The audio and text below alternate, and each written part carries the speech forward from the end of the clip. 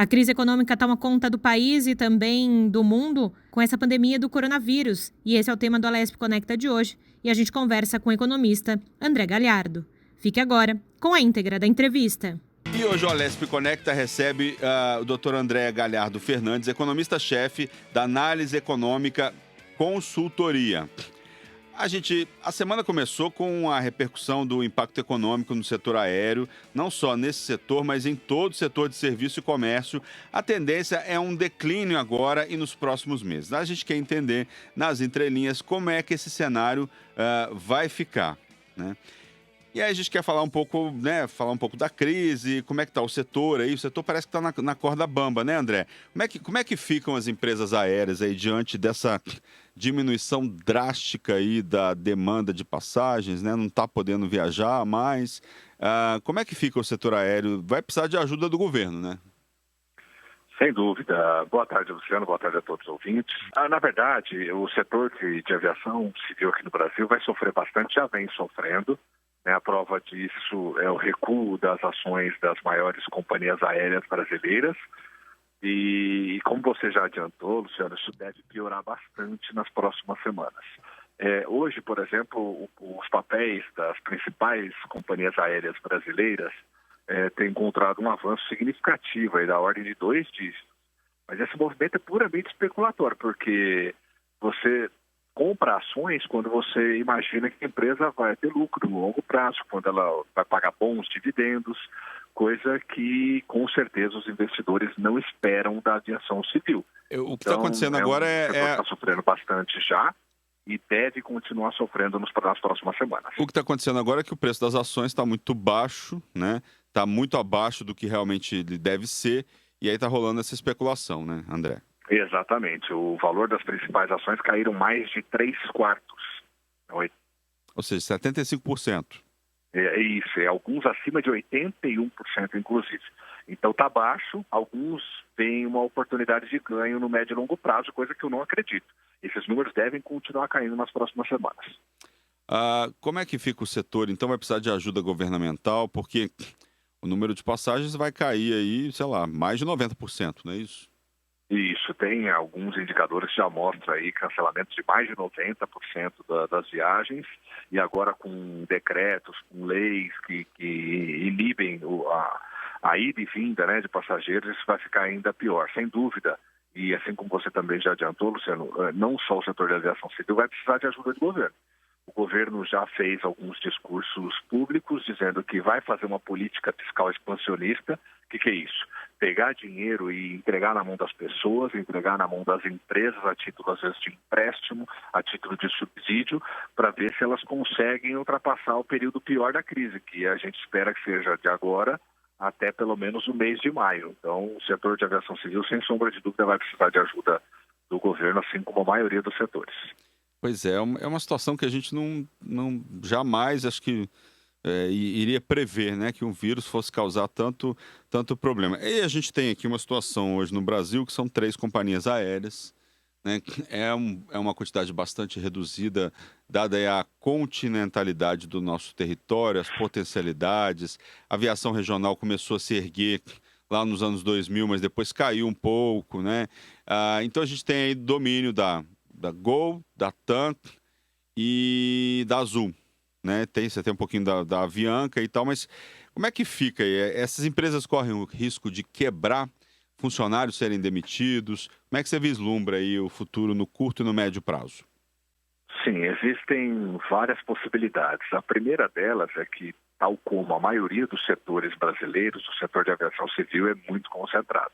O setor bancário, o setor do comércio varejista, o setor de produção de automóveis. É difícil falar de um setor onde exista algum tipo de concorrência de verdade, né? Então, o setor de aviação civil, o que a gente está de olho é nas falas dos presidentes, dos responsáveis pela mídia, né, pela parte social, de possíveis compras entre essas empresas, ou seja, diante da possibilidade, pode haver uma possibilidade de uma empresa acabar adquirindo parte da outra, porque uma coisa que a gente vem falando bastante sobre a crise e o setor aéreo é da queda vertiginosa do preço do barril do petróleo, que hoje encontra-se abaixo dos $25. Há um mês estava $70. Então, o custo variável vai diminuir, só que a venda de passagens vai cair quase a zero. Então, dificilmente as empresas vão conseguir manter os seus custos fixos e isso pode gerar, no médio e longo prazo, sendo algumas aquisições. E isso pode deixar o setor aéreo brasileiro ainda mais concentrado do que já é. Se é que a gente podia imaginar essa situação, mas pode haver concentração no médio e longo prazo. Você fala o quê? Cair para 2 companhias, por aí? Existe a possibilidade. A gente já estava tratando de uma possibilidade de crise em 2019.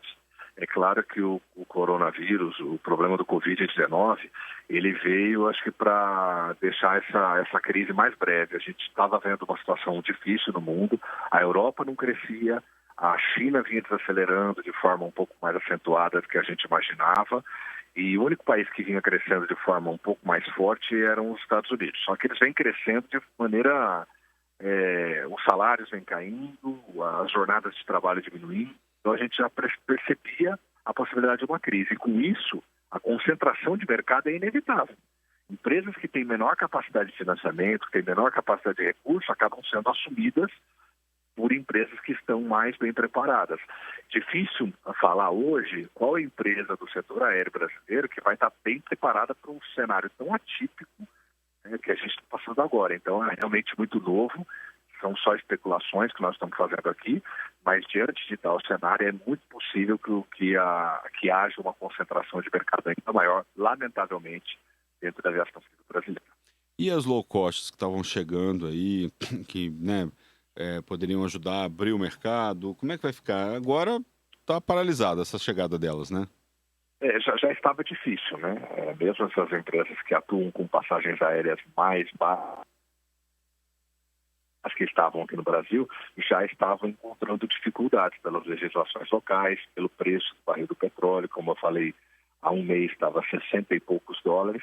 Elas podem surfar a boa onda de quando essa grave crise de saúde pública, grave crise econômica for embora. Porque dificilmente o preço do barril do petróleo vai subir de forma vertiginosa como ele caiu. Como eu volto a dizer, o preço do barril do petróleo negociado na Bolsa de Nova York está abaixo dos $25. Isso não aconteceu nem na crise da dívida soberana da Europa em 2011, nem na crise do subprime em 2008. Então, são preços muito baixos, que pode dar a possibilidade das empresas que vendem tickets mais baratos voltarem a atuar ou entrarem no Brasil. E isso pode diminuir um pouco esse impacto da concentração que deve haver em função das empresas brasileiras não conseguirem segurar esse custo fixo mais elevado. André, com a redução de passageiros, como manter os custos fixos com tão pouca receita e ainda a gente tem a alta do dólar, né? O dólar está 5 e ontem estava 5,11. Muitas empresas, combustível, muitas questões para as empresas aéreas, né? Muitos insumos para as empresas aéreas são em dólar. Então a gente tem um cenário extremamente, eu diria, impossível para uma empresa aérea sobreviver no atual cenário, na atual conjuntura, né? Uhum. É bem grave, né? Ninguém esperava passar por isso. Eu apostava numa desvalorização forte do real neste ano, mas por outras razões. E o coronavírus veio para, como eu disse, dar celeridade a esse processo de crise. Tal como a maioria dos setores brasileiros, novamente, as empresas de aviação civil vão tentar encontrar a redução de custos de despesas fixas, mandando gente embora, oferecendo, às vezes, a redução da jornada de trabalho que o governo tem discutido. Isso tudo é possível, só que coloca a gente num outro problema. Se as empresas, de fato, diminuir a jornada de trabalho e, com isso, consequentemente, a remuneração dos empregados, o nível de consumo, que deve ser baixo nas próximas semanas, também vai cair de forma tão prejudicial que nós vamos entrar num ciclo vicioso muito ruim, que aí coloca em xeque algumas outras questões, inclusive políticas.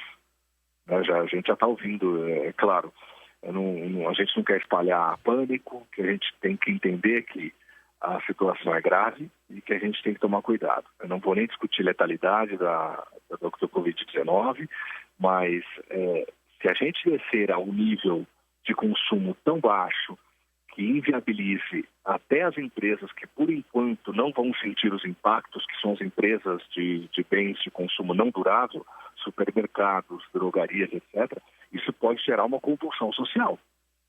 Porque as pessoas, por mais que alguns bancos já tenham falado que vão deixar pagar dívida em 60 dias, por mais que a gente tenha um esforço, a gente tem que entender até onde esse esforço pode ir. Porque, como eu disse, a gente corre o risco de esbarrar em questões um pouco mais profundas e isso desembocar numa crise política um pouco mais grave. E essa é a nossa atenção neste momento, que a situação é crítica, é grave, que todo mundo vai sofrer, trabalhadores, empresários e o próprio governo, isso está claro para todo mundo. Agora a gente tem que ver qual que é o limite. Conduzir, o que a gente precisa fazer para amenizar esses problemas que virão de qualquer jeito. Então, a pergunta era, o que as empresas podem fazer para diminuir esse custo fixo? Eles vão mandar pessoas embora, vão oferecer jornadas de trabalho mais curtas com remuneração menor. Isso é positivo para a empresa, mas a gente tem que saber que existe um limite na condução desse tipo de diminuição de despesa fixa. Isso pode gerar um problema um pouco mais grave mais adiante. Então, inevitável que a gente vai ter demissões em massa no setor aéreo, é uma coisa que o mercado já deve estar esperando, inclusive, né? Isso é pelo menos por agora, é algo inevitável. E pelo menos por agora é algo inevitável. Já se fala em mais de 5 milhões de carteiras de postos de trabalho no mercado formal perdido. Isso pode se acentuar. E pior, as pessoas que perderam o emprego formal e precisarem compor uma renda fazendo alguma atividade extra, não vão encontrar demanda. Porque as pessoas não estão saindo de casa, as pessoas estão receosas, com razão, né? E isso deve deprimir. Eu não entendo qualquer ideia, né, de projetar ainda um crescimento de 0,5% do PIB esse ano. Apesar das estimativas otimistas do Boletim Focus e do próprio governo de crescimento acima de 2% em 2020, a estimativa era de 1%, a estimativa mais realista. Vai ser negativo, né? Que a gente está enfrentando, dificilmente vai ficar no assunto. Só se a crise se dissipar muito mais rapidamente do que a gente imagina, dificilmente vai acontecer. Então, é generalizado. O mercado de trabalho vai ser o primeiro a sentir. As pessoas vão ser demitidas, haverá um problema grave econômico que será resolvido com muita luta depois que a gente passar pelo pico das contaminações aqui no Brasil. Pois é, e a gente não vai ter crescimento, né? A gente vai ter uma redução hoje, o PIB vai cair, né? Em relação a 2019, né? Sabe, Luciano, sem coronavírus, nós economistas, já temos uma dificuldade tremenda de estimar com precisão o crescimento do produto interno bruto. Com o coronavírus, que é algo totalmente inédito para nós aqui no Brasil, as pessoas confinadas em casa, as empresas parando, o mercado de trabalho se deteriorando, isso é tudo muito novo. Então, tratam-se apenas de conjecturas. Eu acredito, como a minha expectativa para 2020, dado que a gente tem, era de um crescimento pouco acima de 1%, ou seja, diferente daquilo que projetava a maioria, a média do mercado e o próprio governo, que é um crescimento de... Com essa crise do coronavírus, fica quase impossível de entregar um produto interno bruto positivo. Estão falando em recessão nos Estados Unidos, que vinha crescendo a taxas de 3%, 4% no trimestre. O Brasil vai crescendo 0,5%, 0,6%. Dificilmente a gente vai encontrar um ano com um produto interno bruto positivo. O negócio é um pouco, economicamente, ele é um pouco mais grave do que estão falando até o momento, lamentavelmente. Eu acho que você está sendo otimista desse crescimento 0,5%, 0,6%, viu?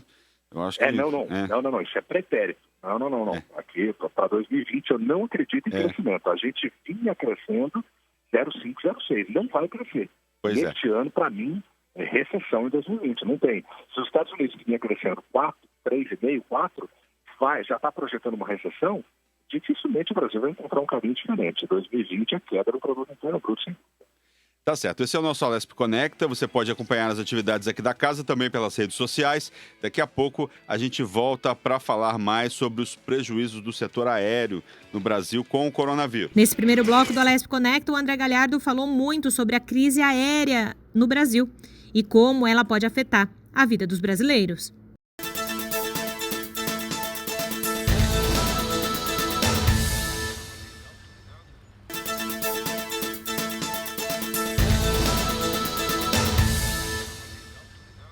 No segundo bloco do Alesp Conecta, a gente continua o bate-papo com o André Galhardo, economista, e ele faz uma análise mundial de como vai funcionar isso em 2020. A gente está conversando com o André Galhardo Fernandes, que é economista-chefe da Análise Econômica Consultoria.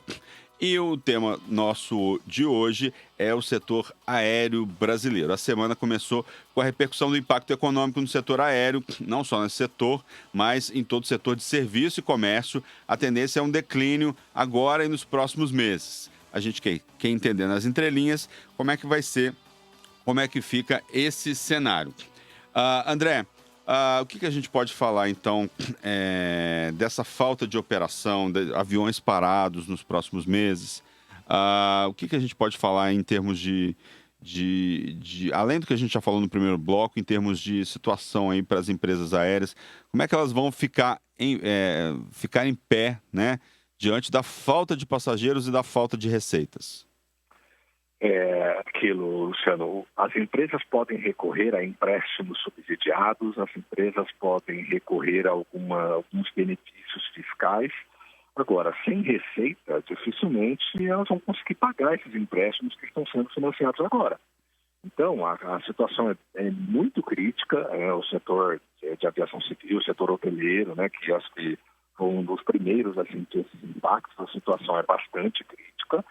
E isso, apesar da gente ter falado disso no primeiro bloco, mas isso gera, primeiro, um caminho que é possível a gente encontrar mais concentração de mercado já a partir de 2020.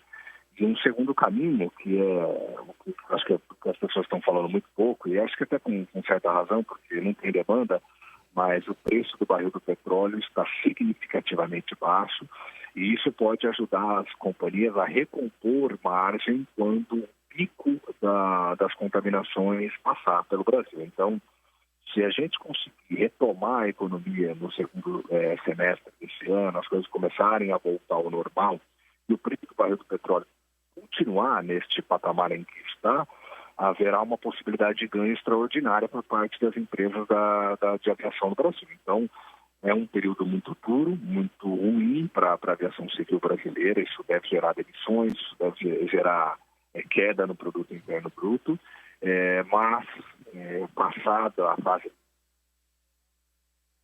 pode haver eventuais ganhos extraordinários. Então, a gente está falando aqui de coisas boas e ruins. No caso das coisas ruins, além, é claro, das demissões e da situação crítica financeira pela qual as empresas vão passar, a concentração de mercado, e na parte boa, a possível entrada de mais empresas que oferecem tickets de baixo valor e a possibilidade de ganhos extraordinários para quem conseguir ficar em pé no segundo semestre. Uma curiosidade é o preço das passagens nessa época, né?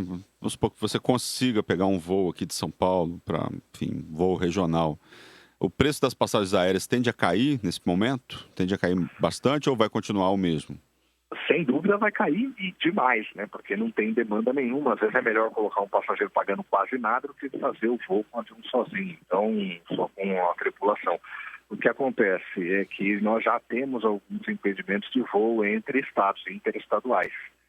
Continua funcionando as nossas rotas intraestaduais, e mesmo para essas deve haver uma queda vertiginosa, porque as pessoas estão com medo de sair de casa. Imagina pegar um voo, ficar algumas horas ou alguns minutos confinados em um ambiente onde estão outras tantas pessoas que você não sabe se está contaminado ou não com o vírus. Então, o preço das passagens já deve, eu não acompanhei isso, mas já deve ter caído de forma muito significativa.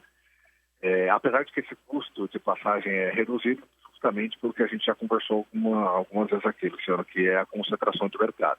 Essa concentração de mercado permite que as empresas mantenham um preço ainda razoável, mesmo que haja uma queda significativa da demanda. Então, essa proibição de voos interestaduais já deve ter colocado um freio de mão muito grande nas companhias. Então, mesmo que sejam ofertadas algumas passagens, elas estão restritas a voos apenas locais, e esses voos locais representam muito pouco do que é a receita global das empresas aéreas aqui no Brasil.